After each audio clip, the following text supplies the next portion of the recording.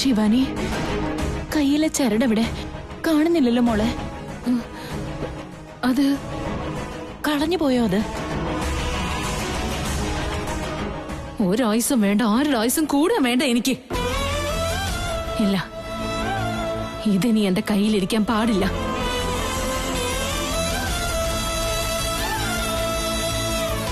സ്വാമിജി എന്ന് അത് നീ കെട്ടിക്കഴിഞ്ഞ നിന്റെ ഭർത്താവിന്റെ ആയുസ് വർദ്ധിക്കുമെന്നല്ലേ പറഞ്ഞത് മോളെ? സ്വാമിജി പറഞ്ഞ കാര്യങ്ങളൊക്കെ എന്റെ അറിവിൽ എല്ലാം സത്യമായിട്ട് ഭവിച്ചിട്ടുണ്ട്. ആ ചരട് നിന്റെ കയ്യിൽ തന്നെ വേണമായിരുന്നു. എങ്ങനെയത് കളഞ്ഞുപോയത്? അതെന്താന്ന് വെച്ചാ സംഭവിച്ചത് സംഭവിച്ചു. പൂജാമുറിയിൽ വേറെ ഇരിപ്പുണ്ട്. നീ പോയി അതെടുത്ത് കെട്ട്.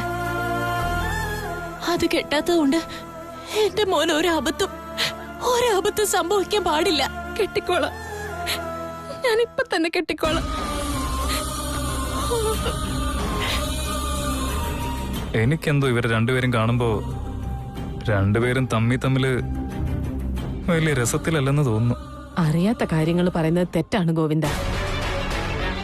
അവര് രണ്ടുപേര് സ്നേഹത്തോടെ തന്നെയല്ലേ ജീവിക്കുന്നത്. നമ്മളത് വിശ്വസിക്കണം. ഈ സമയത്ത് നമുക്ക് ചെയ്യാൻ പറ്റുന്നത് ഈശ്വരനോട് മനസ്സൊരുക്കി പ്രാർത്ഥിക്കുക എന്നുള്ളത് മാത്രം. ഈശ്വര, തൃശൂലിന് ഒരു ആപത്ത് സംഭവിക്കല്ലേ.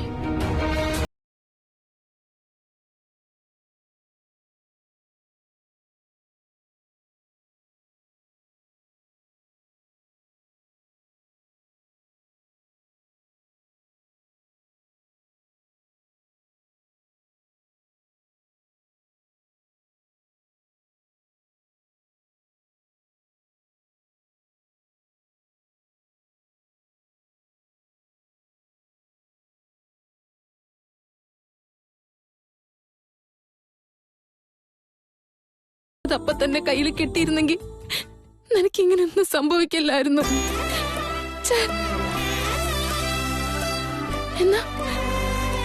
എന്നാ നീ അത് കളഞ്ഞില്ല. നീ നിന്റെ കയ്യിൽ അത് കെട്ടി. എന്റെ ആയുസിനൊന്നും സംഭവിക്കാതിരിക്കാൻ വേണ്ടിയല്ലേ നീ അങ്ങനെ ചെയ്തത്. എന്നാ ഞാനപ്പോ സ്വാർത്ഥയായി പോയി.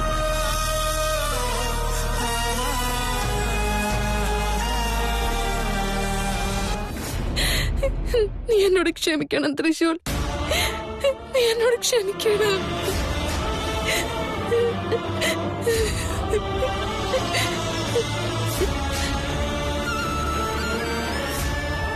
ഇനിയും ഒട്ടും താമസിച്ചിട്ടില്ല തൃശൂൽ. ഞാൻ ആ ചരട് കൈ കെട്ടിയ നിന്റെ ആയുസ് തിരിച്ചു കിട്ടും തൃശൂൽ. ഞാനിപ്പൊ തന്നെ അത് കെട്ടിക്കോളാം. എവിടെയുള്ളതാ ചരട്? എവിടെ കൊണ്ടുവച്ചേ?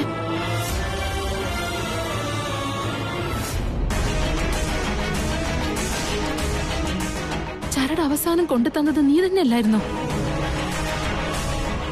എന്നിട്ടത് എവിടെ വെച്ചത്? എവിടെയാ വെച്ചത് തൃശൂൽ? വേറെ എവിടേക്കെങ്കിലും മാറ്റിവെച്ചോ? ഞാനത് എവിടെ പോയി അന്വേഷിക്കാനാ?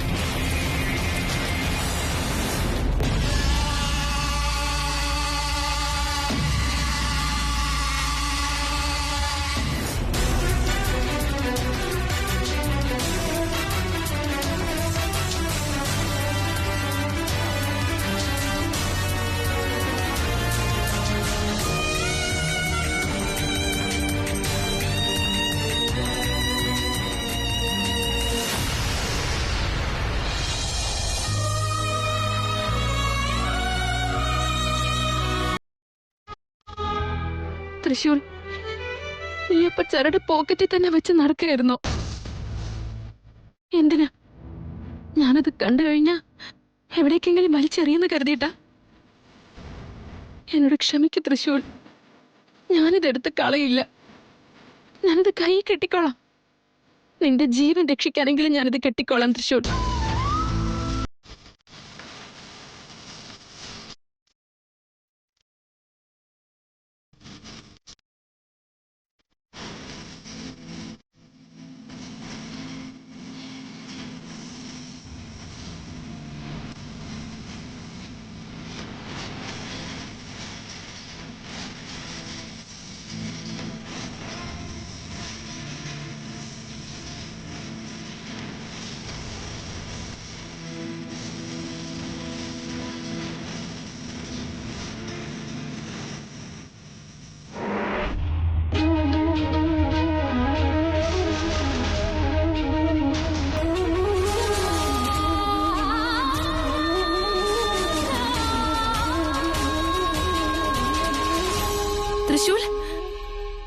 തൃശൂൽ ബോധം വന്നോ നിനക്ക്?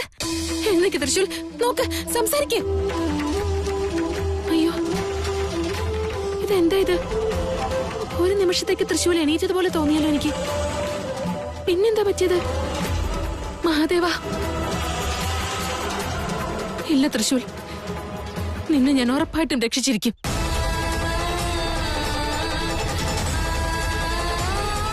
മഹാദേവ,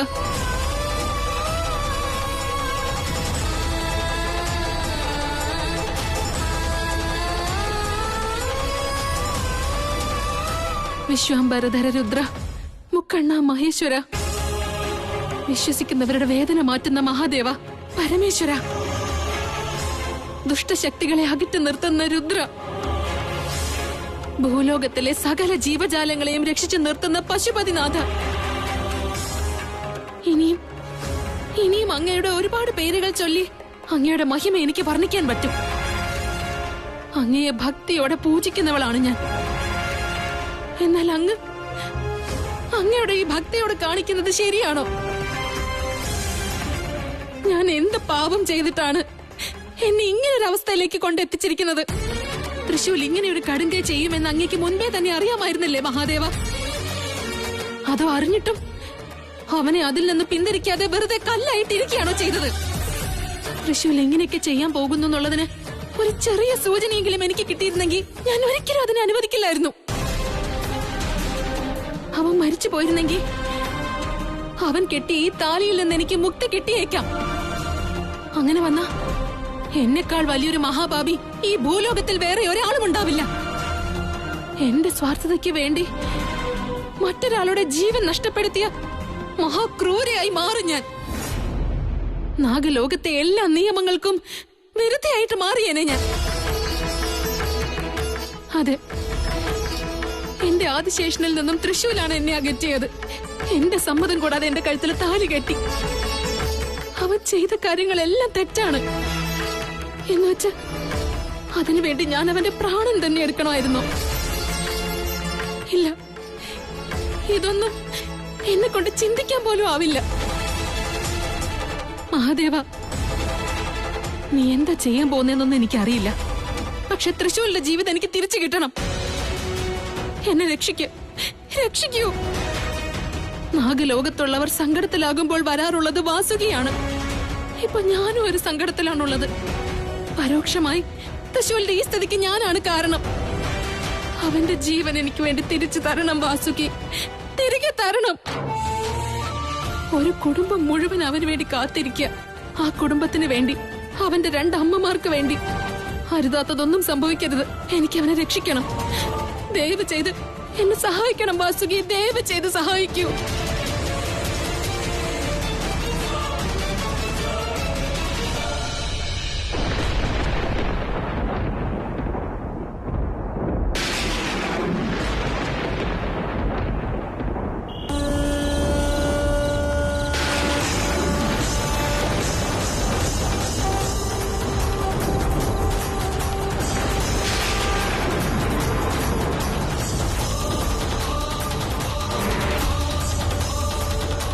ശിവാനി, നിന്റെ സങ്കടത്തിന് ഒരേ ഒരു പരിഹാരമേ ഉള്ളൂ. ദേവവനത്തിലെ മൃതസഞ്ജീവിനി. എന്തായി പറയുന്നേ? ഏത് സ്ഥലം അത്? ഞാൻ ഇതുവരെ അതിനെ കുറിച്ച് കേട്ടിട്ടേ ഇല്ലല്ലോ.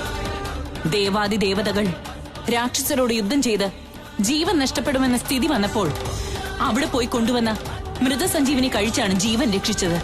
അതുകൊണ്ടാണ് ഞാൻ പറഞ്ഞത്, നീയും അവിടെ പോയി മൃതസഞ്ജീവിനി കൊണ്ടുവരണം. അതവന് നീ നൽകണം. എനിക്ക് സ്ഥലം മനസ്സിലായി. ഞാൻ ഇപ്പൊ തന്നെ അങ്ങോട്ട് പോവാ. വിചാരിക്കുന്ന അത്ര എളുപ്പമുള്ള കാര്യമല്ല അത്. നിന്റെ പ്രാണന് പോലും അപായം സംഭവിച്ചേക്കാം. കുഴപ്പമില്ല, എനിക്ക് തൃശ്ശൂരിൽ രക്ഷിച്ചേ പറ്റൂ. അതുകൊണ്ട് എനിക്ക് അങ്ങോട്ട് പോണം.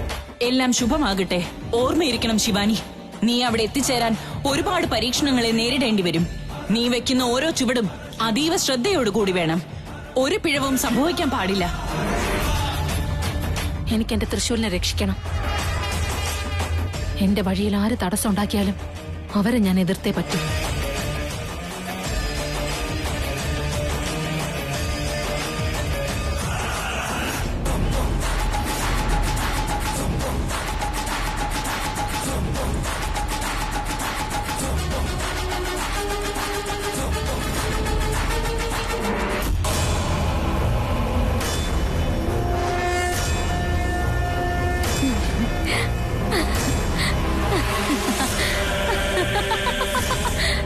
തൃശൂൽ. നോക്ക്, നീ എങ്ങനെയാ കിടക്കുന്നെന്ന്. വീട്ടിലുള്ളവരെല്ലാം നീ മരിച്ചു പോന്ന് കരുതി നിലവിളിച്ചോണ്ടിരിക്കുക. എന്നാൽ യഥാർത്ഥ സത്യം എന്താണെന്ന് ഇവർക്കാർക്കും അറിയില്ല. അവരുടെ വിചാരം നീ മരിക്കുമെന്ന. എന്നാ എനിക്കറിയാം നീ മരിക്കില്ലെന്ന്. നിന്റെ ജീവൻ ഇല്ലാതായി കഴിഞ്ഞാൽ വീട്ടുകാരെല്ലാം ചേർന്ന് നിന്നെ അടക്കം ചെയ്യും. അതിനുശേഷം ഞാൻ നിന്നെ അവിടെ നിന്ന് കൂട്ടിക്കൊണ്ടുപോയി നിന്നെ പുനർജീവിപ്പിക്കും. ഇനിയുള്ള കാലം നീ എന്റെ കൂടെ തന്നെ ഉണ്ടാവും. ഇതാണ് എന്റെ ഉദ്ദേശം. നീ ജീവിച്ചിരിപ്പുണ്ടെന്നുള്ള ഒരു സൂചന പോലും അവർക്ക് ഒരു കാലത്തും കിട്ടില്ല. നിന്റെ പഴയ ഓർമ്മകളെല്ലാം സമ്പൂർണമായി മായ്ച്ചു കളഞ്ഞ് നിന്നെ ഞാൻ എന്റേത് മാത്രമാക്കും. എന്റേത് മാത്രമായിരിക്കും നീ. നാഗലോകത്തിന്റെ മഹാറാണിയായി വാഴും ഞാൻ.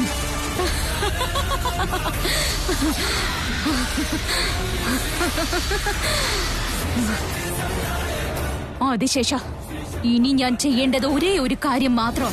ഈ വീട്ടുകാരും ശിവാനിയും ചേർന്ന് എത്ര തന്നെ പ്രയത്നിച്ചാലും നിന്നെ ഒരു കാരണവശാലും രക്ഷപ്പെടുത്താൻ പാടില്ല. നിന്റെ ദേഹത്തേറ്റിരിക്കുന്ന വിഷം കൂടുതൽ മാരകമാവണം. ആ വിഷത്തിനു മുമ്പിൽ ഒരു ചികിത്സയും ഫലം കാണാൻ പാടില്ല. അങ്ങനെ സംഭവിക്കണമെങ്കിൽ ഞാൻ ഒരിക്കൽ കൂടി നിന്നിൽ വിഷപ്രയോഗം നടത്തിയേ പറ്റൂ.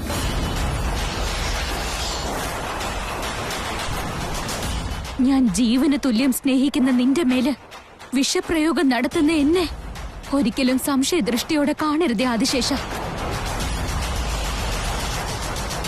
ഇതല്ലാതെ എനിക്ക് മറ്റൊരു വഴിയില്ല.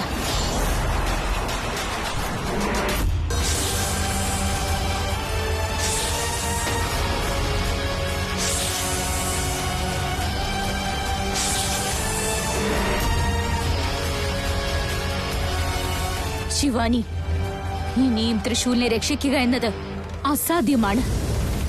എന്റെ വിഷം ഇവന്റെ രക്തത്തിൽ കലർന്ന് ഇവന്റെ ശരീരം കല്ലായി മാറും. തൃശൂല് മരിച്ചെന്ന് കരുതി നിങ്ങൾ ഇവനെ അടക്കം ചെയ്യും.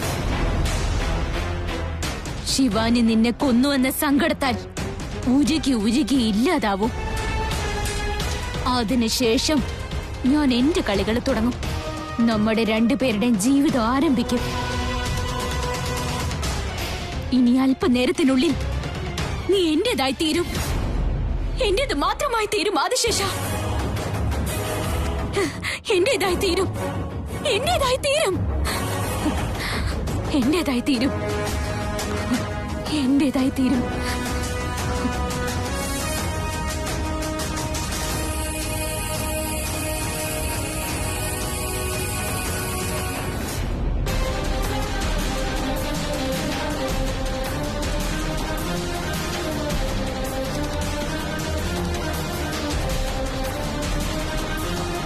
എത്രയും വേഗം ദേവവനത്തിലേക്ക് ചെന്ന് സഞ്ജീവനി കണ്ടെത്തിക്കൊണ്ടുവരണം. കുറച്ച് വൈകിയാൽ പോലും തൃശൂലിന്റെ ജീവനത് ആപത്തുണ്ടാക്കും. മഹാദേവ, എനിക്ക് എന്റെ ശക്തി തരണം. തൃശൂലിന്റെ ജീവൻ എനിക്ക് തിരികെ കൊണ്ടുവരണം.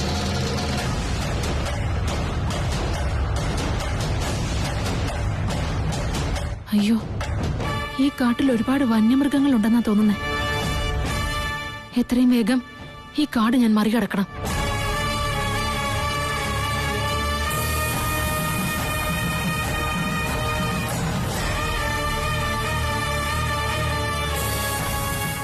അയ്യോ, എന്താ ഇത്? ചുറ്റും തീയാണല്ലോ. ഇത് ഞാൻ എങ്ങനെ മറികടക്കും?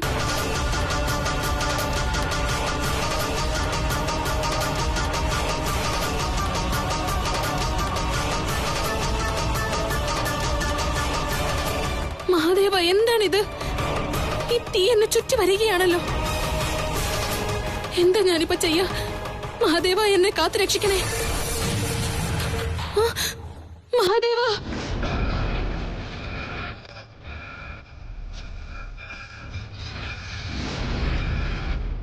ഓം നമഃ ശിവായ. ഓം നമഃ ശിവായ. ഓം നമഃ ശിവായ. ഓം നമഃ ശിവായ.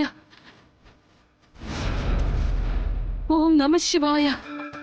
ഓം നമഃ ശിവായ.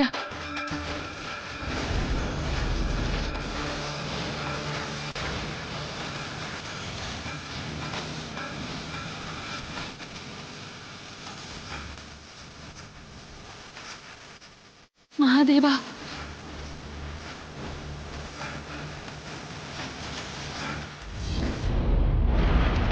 ഇനി എത്ര ദൂരം പോവേണ്ടി വരും? ദേവവനം എവിടെയാണെന്ന് ഒരു പിടിയുമില്ലല്ലോ. ഇതെന്താ ഇത്? മുന്നോട്ടേക്ക് ഒരു വഴിയും കാണുന്നില്ലല്ലോ.